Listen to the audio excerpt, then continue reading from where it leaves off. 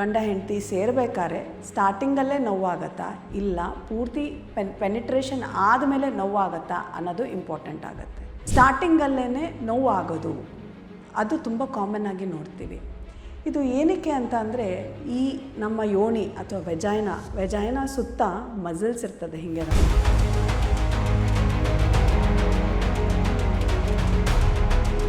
So ಆವಾಗ ಗಂಡನ ಜೊತೆ ಸೇರೋದಕ್ಕೆ ಅವರು ಅವಕಾಶವನ್ನು ಕೊಡೋದಿಲ್ಲ ಅಥವಾ ಆ ಭಯದಿಂದ ಎರಡೂ ತೊಡೆಗಳನ್ನು ಹತ್ತಿರ ಮಾಡಿ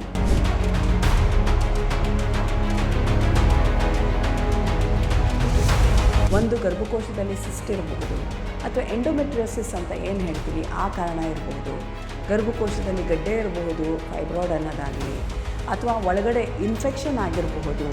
ಡಾಕ್ಟರ್ ಹತ್ರ ನೇರವಾಗಿ ಮಾತಾಡಿದಾಗ ಆ ಡಾಕ್ಟ್ರಿಗೆ ಅರ್ಥ ಆಗುತ್ತೆ ಯಾವ ಥರ ಪ್ರಾಬ್ಲಮ್ ನಿಮಗಿದೆ. ಸೊ ಆ ಪ್ರಾಬ್ಲಮ್ ಪ್ರಕಾರ ನಮಗೆ ಸೊಲ್ಯೂಷನ್ ಕೊಡೋದು ಈಸಿ ಆಗ್ತದೆ.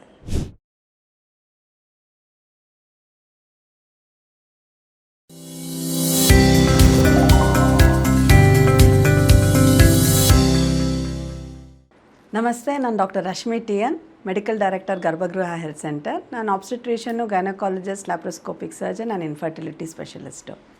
ಇವತ್ತು ನಾನು ಏನು ಮಾತಾಡಬೇಕು ಅಂತಿದ್ರೆ ಅಂದರೆ ಡಿಸ್ಪೆರೋನಿಯಾ ಅಂತ ಹೇಳ್ತೀವಿ. ಅಂದರೆ ಗಂಡ ಹೆಂಡತಿ ಸೇರಬೇಕಾದ್ರೆ ನೋವಾಗುವುದು. ಸೊ ಈ ಥರ ಟಾಪಿಕ್ಕು ಬಹಳ ಜನ ಡಿಸ್ಕಸ್ ಮಾಡದೇ ಇರೋದು. ಅವರು ತಮ್ಮಲ್ಲೇ ತಮಗೆ ಒಬ್ಬರಿಗೆ ಆಗಿದೆ ಅಂತ ಅಂದ್ಕೊಂಡಿರ್ತಾರೆ. ಆದರೆ ಈ ಟಾಪಿಕ್ಕು ಬಹಳ ಕಾಮನ್ನು. ನಾನು ಆಲ್ಮೋಸ್ಟ್ ವಾರಕ್ಕೆ 2-3 ಪೇಷಂಟು ಈ ಪ್ರಾಬ್ಲಮಿಂದ ನೋಡ್ತೀನಿ ನಾನು. ಸೊ ಗಂಡ ಹೆಂಡತಿ ಸೇರಬೇಕಾದ್ರೆ ಆ ಹೆಣ್ಮಗುಗೆ ನೋವು ಯಾಕೆ ಆಗತ್ತೆ ಅನ್ನೋದನ್ನು ತಿಳ್ಕೊಳ್ಳೋಣ. ನೋವು 2 ರೀತಿಯಲ್ಲಿ ನಾವು ನೋಡ್ತೀವಿ.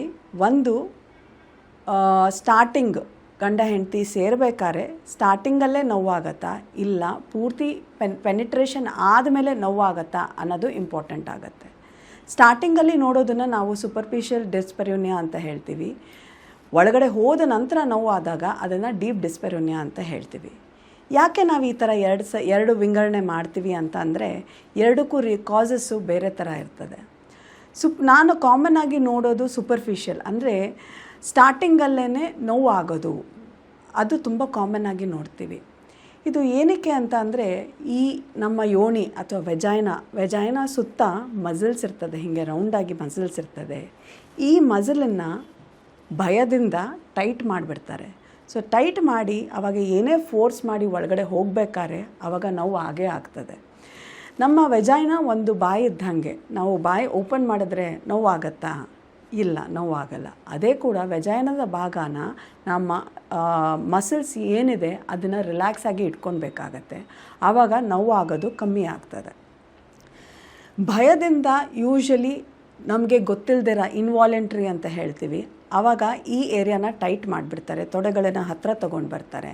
ಸೊ ಆವಾಗ ನೋವು ಜಾಸ್ತಿ ಆಗ್ತದೆ. ಈ ಥರ ಇದ್ದಾಗ ಡಾಕ್ಟರ್ ಹತ್ರ ಮೀಟ್ ಮಾಡೋದು ಬಹಳ ಇಂಪಾರ್ಟೆಂಟ್ ಆಗುತ್ತೆ. ನಾನು ತುಂಬ ವರ್ಷದಿಂದ ಆಲ್ಮೋಸ್ಟ್ 15-20 ವರ್ಷದಿಂದ ನೋಡ್ತಿರೋದು, ಒಂದು ಚೈಲ್ಡ್ ಅಬ್ಯೂಸ್ ಅಥವಾ ಏನಾರು ಆಗಿದ್ದರೆ ಅರ್ಲಿಯಾಗಿ ಆವಾಗ ಹೆಣ್ಮಗುಗೆ ಈ ಥರ ಭಯ ಇರ್ಬೋದು ಸೇರೋದಕ್ಕೆ. ಇಲ್ಲ ಅಂತ ಅಂದರೆ ನಾನು ಕೇಳಿದಂಗೆ ಫ್ರೆಂಡ್ಸ್ಗಳ ಜೊತೆ ಮಾತಾಡ್ತಾರೆ, ನನಗಿಷ್ಟು ನೋವಾಯಿತು ಅಷ್ಟು ನೋವಾಯಿತು ಅಂತ ಅವ್ರು ಹೇಳಿ ಹೆದರ್ಸ್ಬಿಟ್ಟಿರ್ತಾರೆ. ಆ ಹೆದರಿಕೆಯಿಂದನೇ ಇವರು ಅರ್ಧಕ್ಕರ್ಧ ಆ ಏರಿಯಾನ ಟೈಟ್ ಮಾಡ್ಕೊತಾರೆ. ಅದರಿಂದ ನೋವು ಜಾಸ್ತಿ ಆಗ್ತದೆ. ಮೂರನೇದು ನೋಡಿರೋದು ಕಾಮನ್ ಆಗಿ ಏನು ಅಂತ ಅಂದರೆ, ಒಂದು ಹೆಣ್ಣುಮಗು ಚಿಕ್ಕದಾಗ ಮೈ ನೆರೆದಾಗ ಒಂದು ತಾಯಿಯಾಗಿ ತನ್ನ ಕರ್ತವ್ಯ ಆಕೆ ಮಾಡ್ತಿರ್ತಾಳೆ. ಇದು ಗಂಡಸ್ರ ಜೊತೆ ಸೇರಬಾರ್ದಮ್ಮ, ಈ ಥರ ಎಲ್ಲ ಮಾಡೋದು ತಪ್ಪು ಅಂತ ಹೇಳೋದು ಹೌದು, ಒಳ್ಳೆಯದು.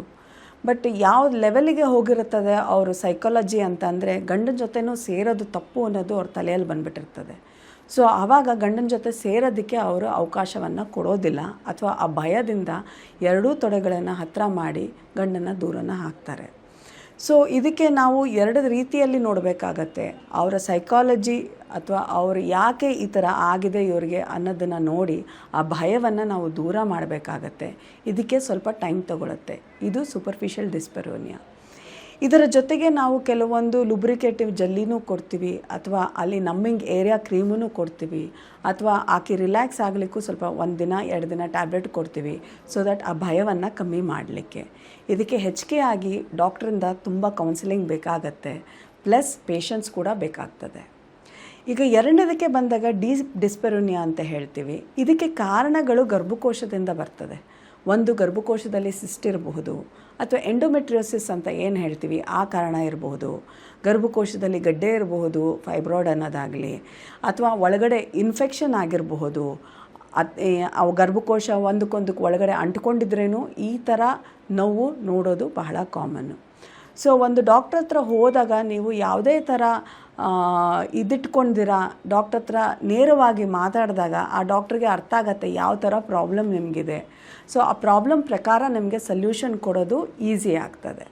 ಸೊ ಹಾಗಾಗಿ ನಿಮ್ಗೇನಾರ ಈ ಥರ ಪ್ರಾಬ್ಲಮ್ ಇತ್ತು ಅಂತ ಅಂದರೆ, ನಿಮ್ಗೇನಾರ ಬೇರೆಯವ್ರ ಹತ್ರ ಮಾತಾಡಲಿಕ್ಕೆ ಮುಜುಗರ ಆಯಿತು ಅಂತ ಅಂದರೆ ಡಾಕ್ಟ್ರ್ ಹತ್ರ ದಯವಿಟ್ಟು ಮುಜುಗರ ಪಡಬೇಡಿ. ಆ ಡಾಕ್ಟ್ರಾಗಿ ನಿಮಗೇನು ಬೇಕೋ ಆ ಹೆಲ್ಪ್ ಮಾಡೋದಕ್ಕೆ ರೆಡಿಯಾಗಿ ಇರ್ತಾರೆ. ಸೊ ನಿಮಗೇನಾರ ಈ ಥರ ಪ್ರಾಬ್ಲಮ್ ಇದ್ದರೆ ಇವತ್ತೇ ಹೋಗಿ ಡಾಕ್ಟ್ರನ್ನ ಮೀಟ್ ಮಾಡಿ.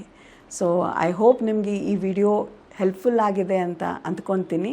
ಆ್ಯಂಡ್ ಕೇಳಿಸ್ಕೊಂಡಿದ್ದಕ್ಕೆ ತುಂಬ ಥ್ಯಾಂಕ್ ಯು.